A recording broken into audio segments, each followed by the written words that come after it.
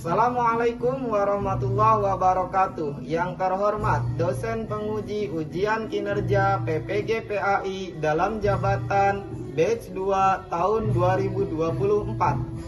Perkenalkan, nama saya Taufik Hidayat, merupakan guru di SDN 4 Kertasari, Kecamatan Ciamis, Kabupaten Ciamis, sekaligus mahasiswa dari LPTK UIN Sunan Gunung Jati, Bandung, dengan nomor induk mahasiswa 5242110522, akan menampilkan video praktek pembelajaran menggunakan metode PBL dengan materi pesan pokok Quran Surat Al-Hujurat ayat 13.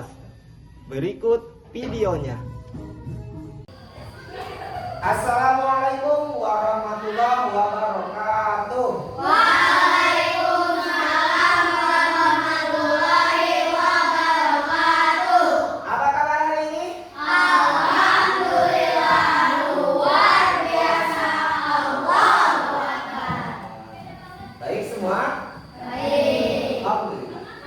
Sebelum pembelajaran dimulai, marilah kita berdoa terlebih dahulu. Silakan untuk memimpin doa oleh PNI Angkatan. Silakan memimpin doa.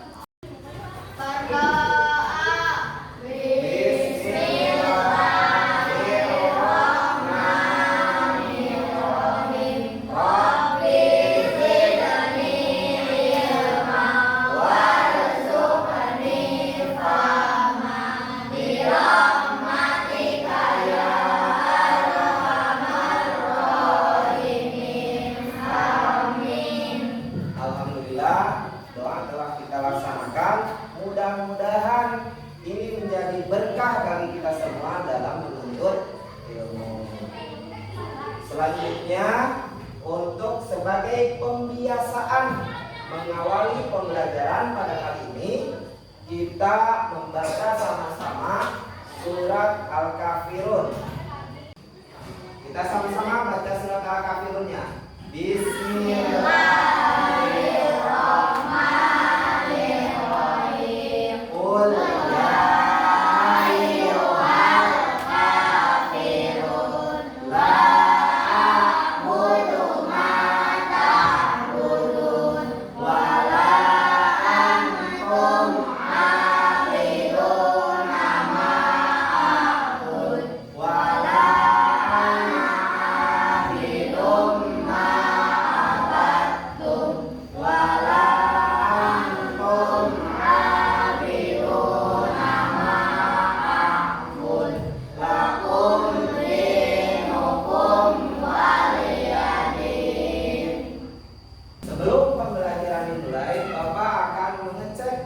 Dahulu kehadirannya. Di sini coba tengok siapa yang tidak hadir. Hadir semua? Hadir. Sehat luar biasa. Nah, untuk menumbuhkan sikap nasionalisme kita, mari sama-sama kita berdiri menyanyikan lagu wajib nasional Garuda Pancasila. Silakan berdiri. Kita sama-sama nyanyi lagu Garuda Pancasila.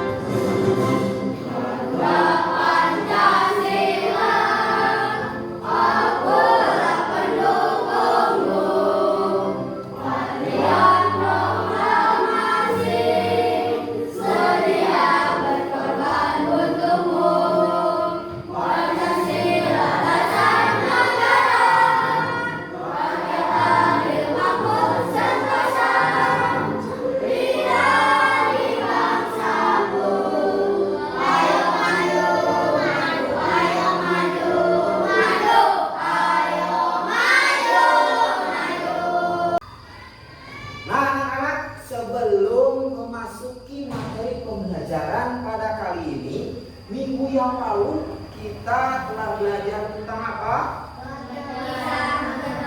Kisah keteladanan. Apa yang bisa kita tiru? sikap apa? Sikap baiknya, sikap jujurnya. Ya, itu pembelajaran minggu yang lalu. Dan sekarang masih berhubungan, yakni tentang memahami Al-Quran surat Al-Hujurat ayat 13. Nah, anak-anak, di sini siapa yang suka atau mau tinggal bersama para malaikat? Saya. Ya, semua pasti mau bersama para malaikat. Dengan cara apa? Yaitu dengan cara membaca Al-Quran. Sering-sering membaca Al-Quran. Sehingga ada sebuah hadis yang menyatakan bahwa orang yang pandai atau yang belajar dan mengajarkan Al-Quran akan tinggal bersama malaikat. Nah, sebelum pembelajaran dimulai, Bapak sampaikan terlebih dahulu tujuan pembelajaran pada kali ini. Tujuan pembelajaran pada kali ini adalah peserta didik mampu membaca Quran surat Al-Hujurat ayat 13 dengan benar. Kemudian peserta didik mampu menjelaskan pesan pokok yang terdapat pada Quran surat Al-Hujurat ayat 13 dengan benar, serta membuat paparan tentang Quran surat Al-Hujurat ayat 13. Yang akan dinilai pada pembelajaran kali ini adalah yang pertama penilaian diri, yang selanjutnya penilaian kemampuan, keterampilan, dan di akhir ada pengetahuan kalian setelah mempelajari materi Quran surat Al-Hujurat pada hari ini. Nah, anak-anak, ini adalah materi pembelajaran tentang isi kandungan dari Quran surat Al-Hujurat. Silakan oleh kalian disimak. Bapak akan menjelaskan tentang isi kandungan Al-Quran surat Al-Hujurat ayat 13. Bapak di sini ada tayangan sebagai bagian dari permasalahan yang berkaitan dengan Quran surat Al-Hujurat ayat 13 tentang keragaman. Silakan nanti kalian simak, kemudian nanti kalian diskusikan bersama kelompok kalian. Nanti dibagi kelompok. Silakan terlebih dahulu disimak videonya. Pulau Jawa. Macam suku di Indonesia yang pertama adalah suku Jawa. Suku Jawa adalah suku terbesar yang ada di Indonesia, yang mana berasal dari kawasan Jawa Tengah, Jawa Timur, dan daerah istimewa Yogyakarta. Berikut permasalahan yang kedua. Kok bisa melawan soal salah bikin orang perang? Membanggakan betapa Kenapa beragam bisa? Itulah juga kenapa kita harusnya jaga kerukunan biar keragaman ini nggak bikin berantem. Sampai-sampai banyak yang melarang untuk membahas SARA. Apa sih SARA ini? Kenapa kasusnya bisa berbuntut panjang dan bikin orang perang? Pendeknya, SARA adalah singkatan dari Bisa menimbulkan peperangan. hal tersebut amat Jika kita membahas tentang SARA bisa menimbulkan konflik ras dan antar golongan yang harusnya suku, agama, ras, antar golongan. kadang dipakai buat saling menghina. Makanya saat bahas tentang SARA, orang bisa jadi sensitif. Sensitif ya, Padahal bahas SARA marah. itu wajar dan bahwa penting membuat kita bisa ngakuin dan terima perbedaan. Jadi kenapa sih kita susah akur? Jadi akhirnya susah akur. Simpelnya banget, ada sebuah teori yang menjelaskan fenomena ini. Teori ini ngegambarin gimana identitas kita terbentuk berdasarkan kelompok yang dekat dengan kita.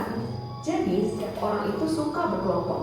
Misalnya, kita ketemu sekelompok orang yang dari kelompok atau ras sama, Ya. punya agama sama, atau Nah, ini permasalahan. Gak cuma kakak adik, orang dewasa juga masih suka berantem. Tapi bukan karena rebutan mainan. Orang dewasa ngeributin hal yang lebih aneh dan membingungin. Ya, mereka suka ngeributin dan saling ngaku-ngaku idola mereka lah yang paling keren. Ini kejadian waktu ngidolain klub bola, artis luar negeri, sampai ketua jahat tokoh politik. Kalau udah parah, hari-hari jadi penuh ketegangan karena masing-masing orang saling berprasangka yang gak enggak sama pihak seberang. Bikin jalanan sampai media sosial penuh kecurigaan dan caci makian. Kenapa sih beda pilihan politik bisa bikin orang berantem? Singkatnya, masalah yang kita temui ini akibat dari yang namanya fanatisme. Gampangnya, fanatisme itu perilaku berlebihan waktu mendukung atau membela tokoh atau kelompok yang kita idolain. Kalau kita sering lihat penonton bola yang suka ribut-ribut, pasti yang kalah atau buat panas dan berantem di sosmed gara-gara idola yang dikatain itu adalah contohnya. Lalu, kenapa fanatisme ini bisa jadi berbahaya? Sekolah sama dan sekolah tetangga berantem. Ada yang jadi korban luka ringan, bahkan sekolah mereka jadi sulit untuk berteman. Dua sekolah itu memang sudah jadi musuh bebuyutan sejak dulu. Diturunkan dari generasi ke generasi, tanpa harus tahu alasan. Siswa baru pasti otomatis langsung saling bermusuhan. Begitulah kekerasan, seperti api. Awalnya kecil, bisa membesar, merembet, meluas, dan berkepanjangan. Sekali menyala sulit dipadamkan, apalagi kalau apinya terus diberi bahan bakar, membentuk lingkaran kekerasan. Misalnya saja konflik SARA di Ambon. Mulanya cuma perkelahian dua pemuda, tapi merembet jadi perang antar dua umat agama. Memanjang hingga 5 tahun. Korbannya 5.000 orang dan puluhan ribu orang mengungsi. Hingga kini lukanya mungkin masih terasa. Setelah kalian tadi menyimak apa yang kalian lihat, nah Bapak akan bertanya, bagaimana ataupun mengapa kita perlu menghargai keragaman? Coba, yuk, ya, agar hidup rukun, agar tidak timbul perpecahan. Kemudian yang kedua, bagaimana cara menyikapi keragaman agar tidak timbul konflik? Dengan toleransi, ya. Dengan cara menghormati perbedaan. Kemudian mengapa keragaman yang ada dapat membuat konflik atau peperangan? Ya. Karena toleransi. Nah, dari jawaban itu hampir semua sudah tepat, ya.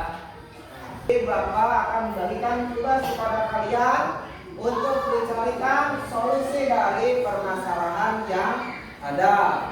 Nah, untuk itu Bapak akan membagi kelompok. Silakan nanti kalian bagi hitung dari 1 sampai dengan 4. Kemudian berkelompok bersama kelompoknya.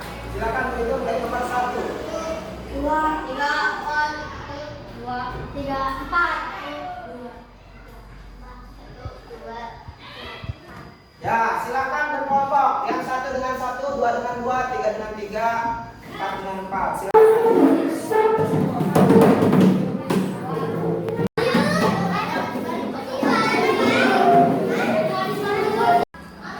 Bapak akan memberikan barang LKPD untuk kalian diskusikan dan cari solusinya. Silakan, ini kelompok 1, kelompok 2, 3, kelompok 4. Silakan oleh kalian diskusikan bersama kelompoknya. Kalian isikan di kolomnya. Di situ ada kolom untuk mengisi jawabannya. Sesuai dengan yang tadi kalian simak, silakan dijawab dan didiskusikan.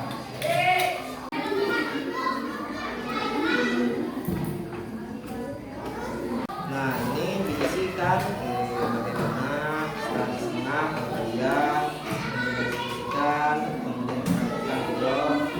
Ini adalah identifikasi keragaman yang ada di Indonesia. Silakan didiskusikan dengan temannya. Sama ini juga ya, didiskusikan dengan temannya yang ada di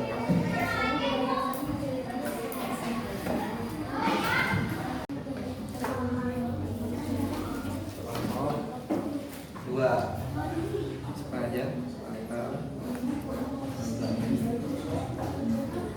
iya. kelompok 3 ini ada dari ya. Ada nilai ya. Kelompok ini Ilham. Ya. Ya, apa nilai? Kelompok. Ya. Nah, silakan oleh kalian tuangkan ide-idenya dalam LKPD tersebut, kemudian carikan solusinya. Silakan tentukan solusinya. Anak-anak sudah selesai? Alhamdulillah. Nah, kalau sudah selesai, mari kita tiap kelompok mempresentasikan hasil yang telah kalian diskusi dan sampaikan kepada teman-teman kalian. Dimulai pada kelompok 1. Ya, silakan kelompok 1 menyampaikan hasil diskusinya. Silakan untuk presentasikan. Perkenalkan, pemuda di kelompok 1. Kami akan mempresentasikan jawaban yang kami jawab. Silakan. Suku Jawa, suku Sunda, suku Madura, suku Bugis, suku Dayak, suku Baduy, suku Papua, suku Batak. Kasih. Bagaimana tanggapannya? Sangat baik. Sangat baik. Bagaimana lagi? Sangat baik. Bagus. Ya, sangat bagus. Tepuk tangan sekali lagi tepuk tangan untuk kelompok 1. Silakan, Bapak beri bintang ya. Silakan kembali ke tempat. Bapak akan menilai dan memberi bintang untuk kalian. Nanti Bapak tulis. Silakan untuk kelompok 2 untuk menyampaikan hasil diskusinya. Yo, silakan kelompok 2 maju ke depan. Silakan kelompok 2. Kami dari kelompok 2 akan menyampaikan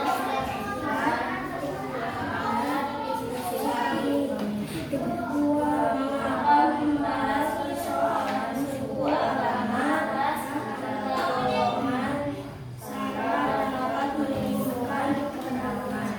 Karena setiap suku, agama, budaya memiliki ciri khas masing-masing, serta sikap ego terhadap ciri khas masing-masing, serta tidak menghargai dan toleransi terhadap budaya lain. Ya, bagaimana tanggapannya? Ada yang mau menanggapi? Sangat baik. Ya, sangat baik. Bagaimana kelompok menurut kelompok ini? Sangat bagus. Bagus. Sangat luas. Ya, sangat puas. Nah, tepuk tangan untuk kelompok 2. Silakan Bapak menilai kalian untuk kembali ke tempatnya masing-masing. Selanjutnya kelompok 3 untuk mempresentasikan hasil diskusinya. Silakan maju.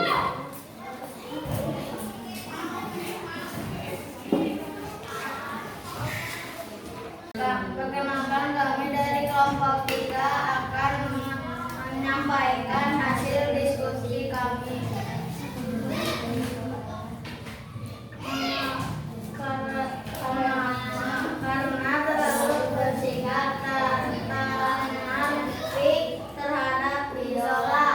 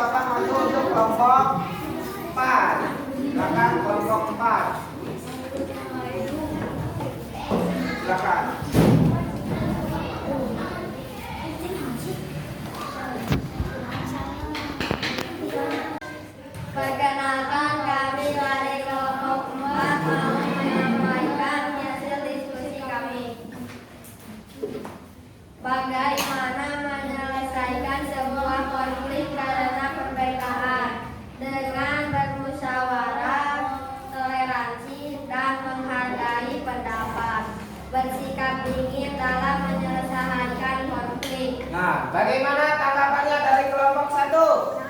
Sangat baik. Kemudian kelompok 2 tanggapannya? Sangat bagus. Bagus. Kelompok 3? Puas. Sangat puas. Ya, tepuk tangan. Silakan kita. Dan silakan untuk kembali ke tempat. Setelah kalian mempelajari atau belajar tentang materi yang tadi, setelah mempresentasikan, kita sama-sama tarik kesimpulannya pada pembelajaran kali ini. Apa yang menjadi kesimpulannya? Silakan. Ada yang menyampaikan? Ya. Allah Subhanahu wa Ta'ala menciptakan keragaman dengan tujuan agar saling mengenal. Ya. Ada lagi? Yang lain? Yuk. Kemudian seorang berdasarkan pada ketakwanya. Yang selanjutnya adalah keragaman akan membuat kehidupan menjadi tentram. Nah, itulah tadi kesimpulan pada pembelajaran kali ini. Dan untuk menguji pengetahuan kalian setelah belajar, Bapak akan bagikan lembar evaluasi untuk pembelajaran pada kali ini. Silakan, boleh kalian yang menggunakan Chromebook silakan mengerjakan pada Chromebook, yang tidak Bapak akan bagikan lembaran penilaiannya. Silakan untuk dikerjakan, isi dan kerjakan dari nama.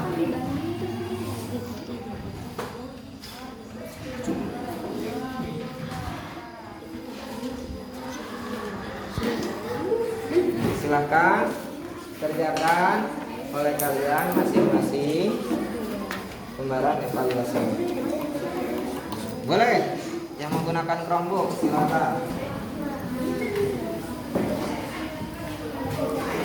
Silakan yang menggunakan Chromebook silakan boleh di Chromebook.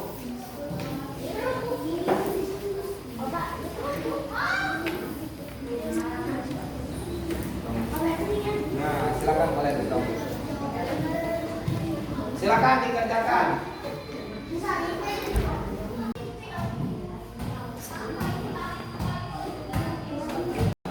Ya, sudah selesai? Silakan kumpulkan. Kemudian untuk yang pakai Chromebook silakan submit. Klikkan submit. Nanti bisa langsung keluar nilainya. Ya, silakan. Ini udah pakai Chromebook, silakan berapa nilainya? 70. Ya. Silakan, maaf, kumpulkan.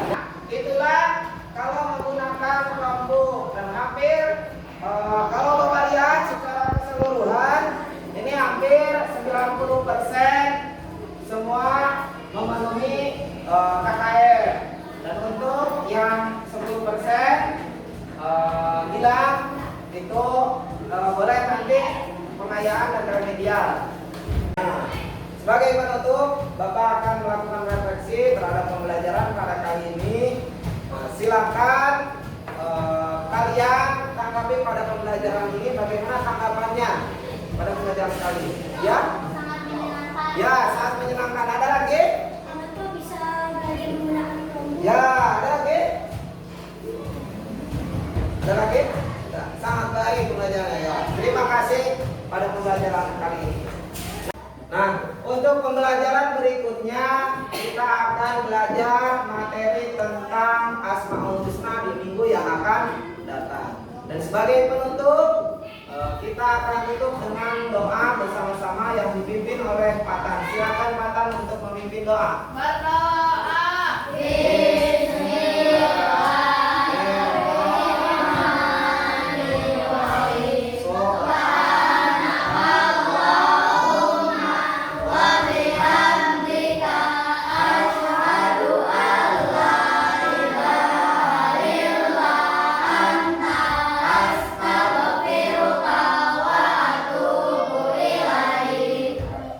Sebagai penutup, Bapak sampaikan tetap semangat dalam belajarnya. Kemudian akhir kalam, wabillahi taufiq wa hidayah. Assalamualaikum warahmatullahi wabarakatuh.